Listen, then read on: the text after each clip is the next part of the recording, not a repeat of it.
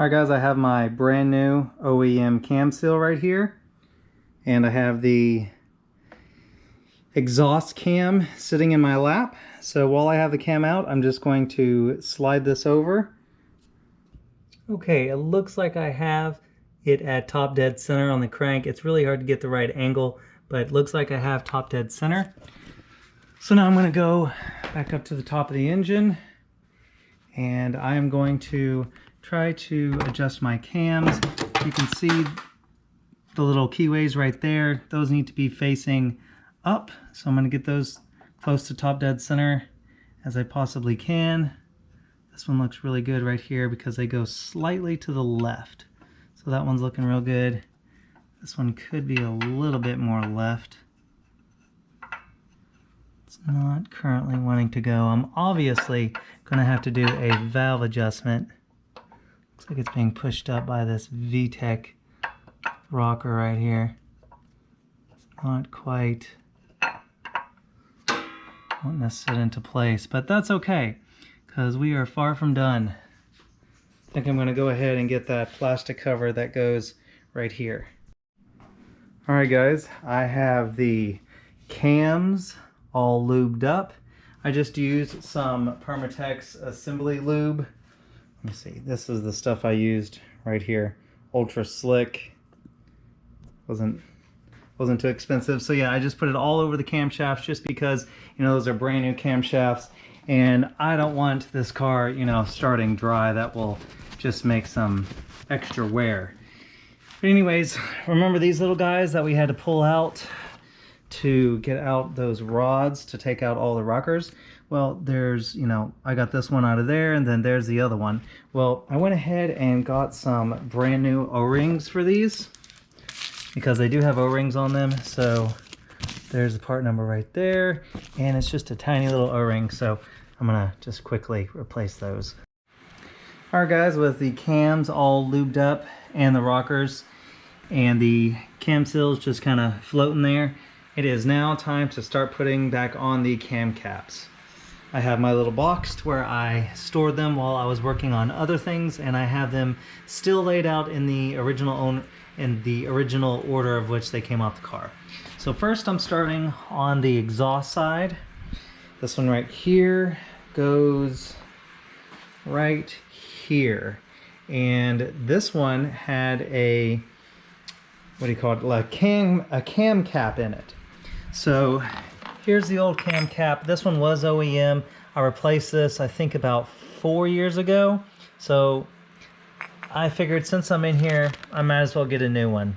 So here's the OEM part number, and let's get to it.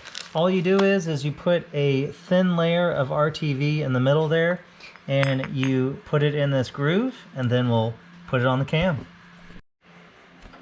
I also want to point out that I will be putting some RTV in this area of the head, but also here and here. You basically want to do this for each cam cap, is put a thin layer of RTV, or I'm using Honda Bond, which I believe is the best. So use that on all 4 ends of the cam caps. On these, let's see, we'll put a little bit right here on these edges, and we will be good. Some shiny new bolts going on this cam cap, old versus new. Part number right there. Just freshening up the bay. Gonna go on this cam cap right here. That one looking nice and clean. Let's get the last cam cap on. Put a little RTV right there. Alright guys, something that I just realized trying to put on this last cam cap, the cam wouldn't go all the way down, so naturally, you know, that is not correct. So I tried hitting it with a rubber mallet, that didn't work.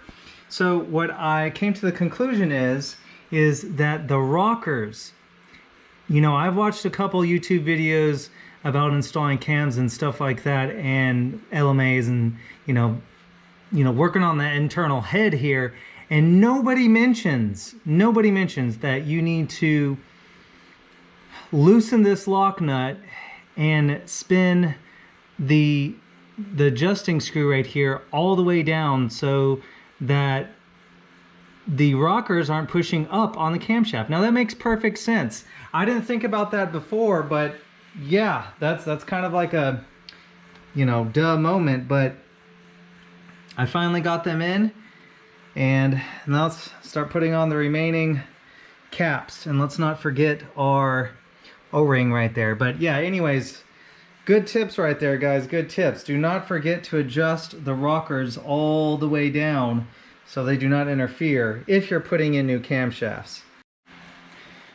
Okay, the other camshafts are installed. We have our O-ring under this one right here. By the way, guys, I wanted to point out, you cannot mess these up because look, this has a number 4, this has a number 3, this has a number 2 pointing this way, and this is the front of the engine right here. So, you know, cylinder 1, 2, 3, 4. So yeah, those all go in their correct spots right there. You cannot, or you should not, mix these up.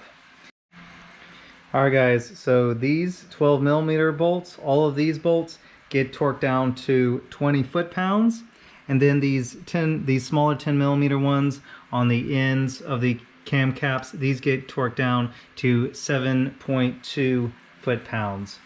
And there is also an order to this. I will put up a picture on the screen that shows you the sequence of which you need to torque these down. Alright guys, I have my Toda Racing cam gears right here. I have them set to 0 degrees, so just stock as they come. I have the new cam seals installed, so now I just have to put this bad boy on and then put the Woodruff key on, and then Toda also supplies a new bolt and washer. This bolt is a little bit smaller than the OEM one, so let me show you. Here's a comparison. See, it's just maybe 1 or 2 millimeters shorter, but I read online you definitely want to use the Toda bolt supplied, so I'll use the Toda bolts supplied versus the OEM ones. Well guys, I finally got all of the cam caps and cam girdles or rails, if you want to call them. I finally got all those torqued down. I got the new Toda cam gears. I have all the adjusters tightened down. I just have it at stock settings. I'm gonna let the tuner tune these. And these bolts right here, I use the Toda bolts. These are torqued down to 41 foot-pounds. And I have the timing belt on. It is not tensioned yet. Down here, I have the crank pulley on. I do not have that torqued yet. I'm gonna, I'll do that almost to the last step, but I have it tightened down to where I can actually turn the crank. So now I am going to do the procedure of tightening down the timing belt, which is, well, tightening down the tension.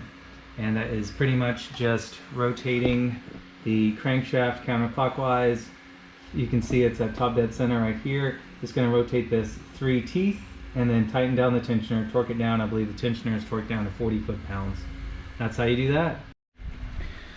Alright guys, the valve adjustment is done.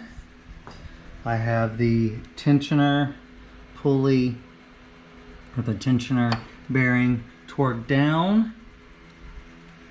The cam gears are torqued down. Now it is time to torque down the crank bolt right there, 130 foot-pounds. So I'm going to use this tool right here, this socket, on a pretty large breaker bar here, and then I'm going to get my torque wrench out. While this is holding the crank pulley from moving, I am going to torque it down to 130 foot-pounds. Alright, I am ready to put back on the cover. I am going to cut this part off because I will need a valve cover that is open like that while I have a tuner tune these cams. So unfortunately, I have to cut up the original valve cover right there. But sitting right there, I have a OEM Honda Integra Type R valve cover, a red one. So that's nice. But let's check out this. I'm ready to put this cover back on, and I have a brand new gasket. There is the part number. The other ones were kind of dry rotted and rotted out, so this gasket goes right here. I also replaced the one on the bottom cover. this gasket right here. So this is going to be, once I have it tuned, I'm going to put the Type R brand new valve cover on, and then this will all be nice and sealed up. But anyways, while I just have it sitting, you know, until I have the car done, I'm going to go ahead and put this cover on and then the old valve cover on, because, well, I don't want this open, you know, and I'm not sure whenever I'm going to get around to being completely done to this with this car, because I mean, look at it. So for now, I'm going to put these pieces on. Whenever I'm ready to have it tuned, I'll just take the valve cover off again and cut it. So I'm going to go ahead and put this new gasket on, and we can move forward. Well, would you looky here? We have a OEM. Do you guys know what this is? VTEC solenoid. Kind of cleaned it up a little bit, looking nice and fresh. Oh yeah. So this is held on by 3 bolts. I got brand new ones, guys. You know me. Whenever I take apart something, I always have to put it back so much cleaner than whenever it was. So there's the part number for these. I got a total of 3 of them. Brand new OEM hardware to go in there.